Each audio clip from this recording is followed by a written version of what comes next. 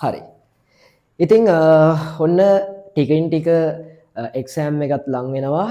හරියටම තව සති 3ක් වගේ කාලයක් තමයි A level එක්සෑම් එකට තියෙන්නේ. ඉතින් මම මේ වීඩියෝ එක ඇත්තටම කරන්නේ බිස්නස් ස්ටඩීස් සබ්ජෙක්ට් එක ඇතුලේ මේ දවස්වල අපේ ළමයි මුහුණ දෙන ප්‍රධානම ගැටලුවකට විසඳුම් 3ක් අරගෙන එන්න. BS පේපරේ 31 ඉඳලා 50 දක්වා තියෙන කෙටි හා නිශ්චිත ප්‍රශ්න ටිකට උත්තර ලියා ගන්න එක ළමයින්ට ගොඩාක් ගැටලුවක් වෙලා තියෙනවා. ඔයාට ඒක බැරි වෙන්න ප්‍රධානම හේතුව වෙන්නේ සබ්ජෙක්ට් එක බැරි වීම නෙමෙයි. ඔයා තියරි පාඩම් කරත් හිස්තැන හොඳට කියවන්නේ නැති එක. ඔයාට කරන්න පුළුවන් පළවෙනිම දේ තමයි හිස්තැන පුරවන්න අනිවාර්යෙන් BS එකේ සිලබස් එක ඔයා 100%ක් පුළුවන් වෙන්න ඕනේ. කියවලා තියෙන්න ඕනේ තියරි ටික.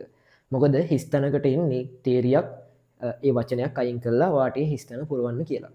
දැන් උදාහරණයක් විදියට ඔයාට එන්න පුළුවන් දැන් ලස්සනම තීරියක් තියෙනවා BS එක ඇතුලේ මූල්‍ය ප්‍රතිපත්තිය සම්බන්ධව. මූල්‍ය ප්‍රතිපත්තියට කියන්නේ පොලි අනුපාත සහ මුදල් සැපයුම් පිළිබඳ ශ්‍රී ලංකා මහ බැංකුව ගන්නා ක්‍රියාමාර්ගය. එතකොට ඔයාට හිස්තැන් දෙකක් එනවා. ශ්‍රී ලංකා මහ බැංකුව විසින් හිස්තැනක් හා හිස්තැනක් සඳහා ගන්නා ක්‍රියාමාර්ග මූල්‍ය ප්‍රතිපත්තිය. ඒතකොට පොලි අනුපාත සහ මුදල් සැපයුම කියන වචන දෙකන ඔය අහන්නේ. ඉතින් ඕක ඔයාට ෆිල් කරගන්න ඔයා තියරි දැනන් ඉන්න ඕනේ. දෙවෙනි එක තමයි හිස්තැන දෙපැත්තේ තියෙන වචන හොඳට කියවන්න. හිස්තැන හරියට කියවන්න. හිස්තැනක් කියලා හිතෙන් කියන්න.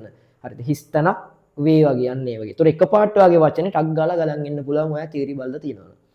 තුන්වෙනි මෙතඩ් එක තමයි ඔයා පුළුවන් තරම් මේ දවස්වල පුළුවන් තරම් උපරිම ඔයාට හැකි පමණින් කෙටි නිශ්චිත ප්‍රශ්න හොයාගෙන කරන්න. පළාත් පේපර්ස්, පාස් පේපර්ස්, අනුමාන ප්‍රශ්න වෙනත් ඕනෑම මොඩල් පේපර්ස් ඕනම එකක්. ඔයා ඔය කියන මෙතඩ් තුන පාවිච්චි කරලා බලන්න ඔයාට මේ දවස් 21 ඇතුලේ ලොකු වෙනසක් බලා ගන්න පුළුවන්. තියරි පාඩම් ඔයා කොච්චර පුළුවන් වුණත් හොඳට බලන්න. ඔය ඕන්නේ නැහැ කියලා අත්තරින තියරි කෑලි වලින් අනිවාර්යෙන් BS වල හිස්තැන් වෙනවා ගොඩක්. ඊට පස්සේ හිස්තැන දෙපැත්ත හොඳට කියවන්න. අනිත් එක තමයි පුළුවන් තරම් මේ දවස් ටිකේ පේපර්ස් කරන්න පාඩම් කරන ගමන්. හරි. ඉතින් මේ ක්‍රමේ try කරලා බලන්න ඔයාටත් මේ ක්‍රමේ හරියනවද කියලා. එහෙනම් හැමෝටම ජය වේවා. හොඳට එක්සෑම් එකට ලෑස්ති වෙමු. අන්තිම දවස් 21 පුළුවන් උපරිම ශක්තිය ප්‍රමාණයෙන් අපි වැඩ ටික කරමු.